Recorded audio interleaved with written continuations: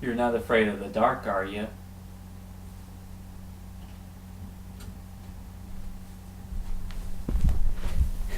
Sorry, I had to do that. Sorry. Yeah, it's Riddick time. I just got back from watching it about a couple hours ago. And well, this is what I have to think about it. So to start off with, I'm not much of a Vin Diesel kind of a guy. I've seen a lot of his films. I've watched the Triple X film. I've watched the Fast and Furious films, and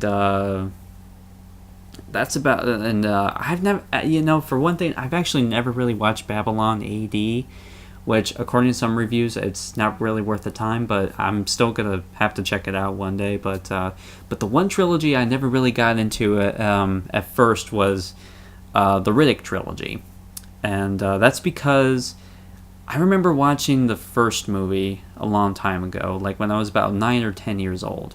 Never really. I mean, at the time when I was a kid, I thought it was cool because, it was monsters. It was pitch black, it was a horror movie. It was like, to me, it was like a horror movie. It was scary and everything, but I just never really paid attention to the details. And Chronicles of Riddick, I think I might have seen it like one time, like just flipping through channels, and I think it was like on TNT, I believe, when it first came out. So I just never really got into it. I've played the video games. I've played Chronicles of Riddick: Escape from Butcher Bay, which is an alright game, and that's a good way to start because it's basically explaining how he got his eye shine, his ability to see in the dark and everything, and so that piqued my interest into wanting to get back into watching Riddick again. But years later, I just completely forgot all about it because, again, I'm not much of a Vin Diesel kind of a guy. I was more watching his Fast and Furious films instead of Riddick, and I know that's not really something to be proud of, but once you start out with a franchise that you've watched since the very beginning, when they make another one, you kind of have a OCD in you, well, probably just to me, but of wanting to see all the films in the correct order. So when I found out that they were making another Riddick movie, this was my chance to finally get back into it. So not only did I play the games again, I played Butcher Bay and Assault of Dark Athena, which is essentially a sequel to Escape from Butcher Bay.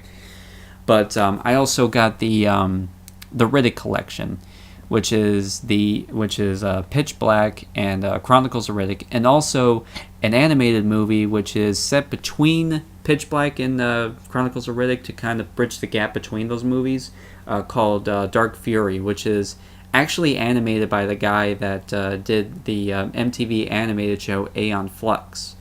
So I actually do like the Aeon Flux show for the most part. I think it's kind of the way you look at it now, it's like it's kind of dull, but it was a not bad show.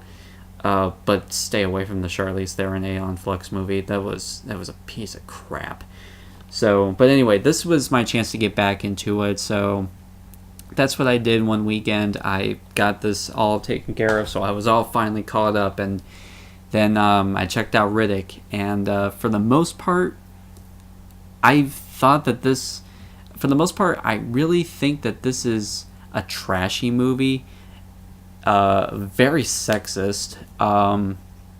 Very B movie kind of a thing. But you know what? It kind of worked for me. This is definitely. I mean, don't get me wrong. This is trash kind of a movie, but it's a kind of a trashy movie that is self-aware of itself. I mean, in Pitch Black, you can see that they were trying to do their own little B movie kind of a thing with their own sci-fi, like their own little sci-fi thing. And it was kind of self-aware of itself. It's a good movie. I recommend checking out Pitch Black. It's a good movie. The CG back then was not so good, but hey, it was the early 2000s or late 90s or so you can't really fault it for that. Chronicles of Riddick was okay for the most part. It was a movie that was trying to take itself way too seriously, and also the whole trying to make Riddick more of a family-friendly kind of a thing with its whole PG-13 rating. It was just it didn't work for me. but it was still an okay movie. So Riddick, the third movie, uh, basically goes back to its dark, brooding sci-fi, hard R, um, nudity, trashy, sexist kind of a thing, and it works for me because sometimes that can work for you in a movie. Other times when people try to do something like that, it either works or it completely fucking fails. In this movie, it works for the most part. Essentially, the movie is Riddick.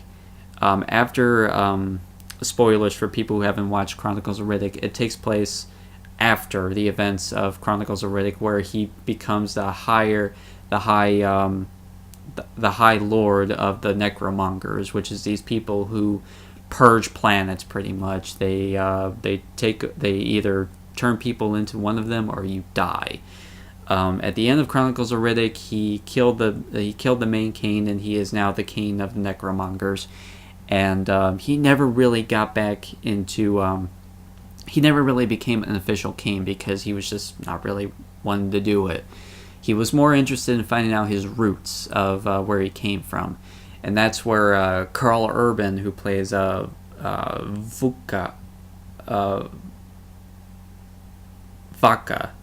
he plays Vaca. And he essentially wants to take over as the king of the necromongers. So he tells Riddick that he knows the way to Furia, which is apparently his homeland where he grew up, and he has no memory of it. So he wants to know what happened to his race, what happened to his planet.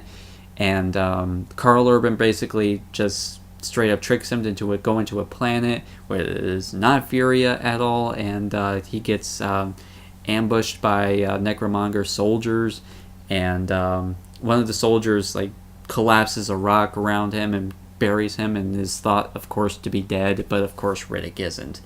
So that's where the movie is. He's in a deserted planet, and there's a bunch of creatures that want to kill him, so he has to survive, and he finds an outpost and finds out that there's no other way to get out of this planet. So what he had to do was send out a distress beacon and show him off to all the mercs that are the mercenary soldiers out there in the space, to come down and try to collect their bounty of him.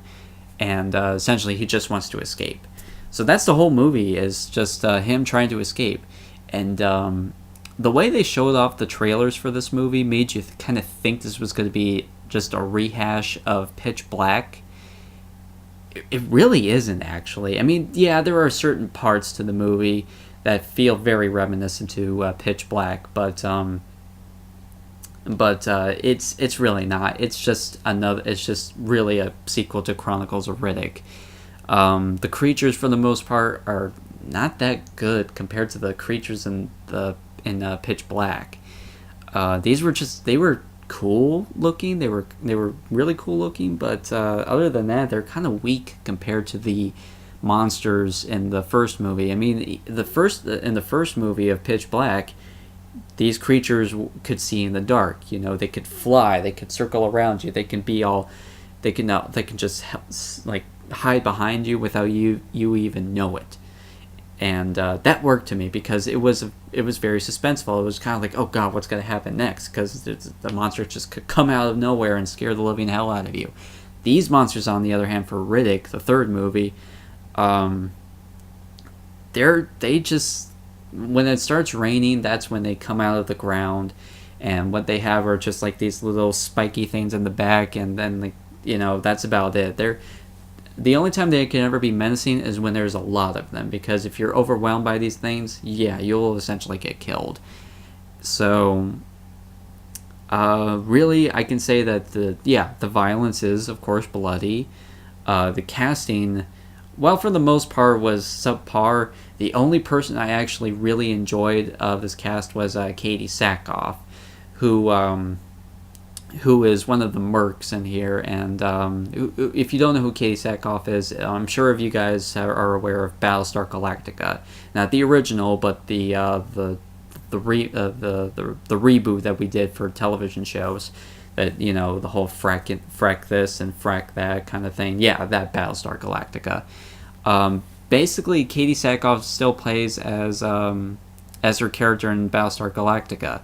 This hard ass woman, this woman with balls kind of thing, and for the most part, it works because Katie Sackhoff to me can be both beautiful and she knows how to kick your fucking ass. She plays the tough woman so good in this film, it really works. And for all you pervs out there that have always wanted to see Katie Sackhoff nude, there's a bit of a side boob moment where you'll see some nipple from her. Oh yeah, there you go, you pervs. You can go check out go pay your $12 and go to a theater and check that out. Even though I'm pretty sure you're just gonna wait till it comes out on DVD, or you're gonna rip it off the internet and then you're gonna pause at that moment and have a good time with it. That's kind of creepy. But anyway, other than that, the cast was just okay. I thought that the whole, the main like little bad guy that was in there, that calls himself Santana, was just absolutely weak. There's no menacing thing to this guy at all, and I thought it was kind of cool the way they had one of the main merc leaders actually be Johns' father. Johns was from the first movie of Pitch Black, and in that movie, spoilers, he got killed. So in this movie, in Riddick, his father comes into play, and he wants to know what happened to his son. And I like that. I thought that it was actually kind of cool that they're going back to like the roots of Pitch Black, which I always thought that because of Chronicles of Riddick, they were trying to get rid of Pitch Black altogether. But yeah, I kind of like that. I kind of like the fact that they had Johns' father come into play in this film, in the franchise. And I don't know really what else to say about it. I mean, I can't say that it was terrible. I mean, a part of me wanted to say that it was terrible, but I can't really say that it was a terrible movie. I had a good time with it. It was just trash. It's a trashy movie, and you know what? It worked for me because it was just nothing but Vin Diesel kicking some ass, and really that's all you want whenever you go to a Vin Diesel flick. So and I'm pretty sure right now he's going to be stuck trying to do another film for this franchise because he's going to be doing another Fast and Furious movie. All I'm asking though is for XXX3. Come on, you want Vin Diesel and Ice Cube to be together for that movie. But maybe that's just me, and maybe because I'm just a glutton for punishment. So, oh well. So, yeah, that's pretty much about it in terms of Riddick. I can say if you want to check this out, wait till it comes out on DVD. I wouldn't recommend going out to the theater for it unless you really want to see this movie. But other than that, it's not bad. So, yeah, I'm all caught up now. I'm back to being my movie buff ways, and I'm glad to be right back in front of you guys. I apologize for having these episodes be a few weeks late. I hope to not do this again. I'm not perfect at this. I'm not a professional at this, but I can assure you that I'm going to try to keep a better eye on things to come.